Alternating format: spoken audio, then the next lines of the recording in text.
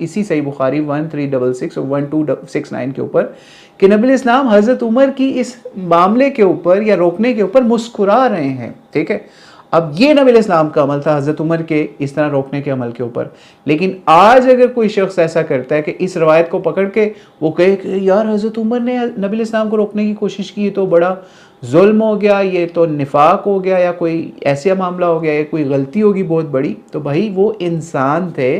उनसे गलतियां हो सकती हैं। हमारा कोई ऐसा अकीदा नहीं है कि सहाबी से गलती नहीं हो सकती, लेकिन सहाबी की उस गलती के ऊपर, या छोटी गलती है इतनी छोटी कि नबी इस्लाम उस पर मुस्कुरा रहे हैं, और क्या अगर हम उसको निकाल के आज उनके ऊपर तनकीद के मामला करें तो फिर अल्लाह हमें उस चीज़ से बचाए। हमें सहाबा का इस हवाले से बहुत एहतराम करना है। और फिर हज़रत उमर का अपना अमल भी सीरत इब्न शाम में भी मिलता है और इसी तरीके से और रवायतों में भी या बुखारी के अंदर भी, कि फिर हज़रत उमर को इसके ऊपर ख़ुद भी बाद में पशेमानी भी हुई।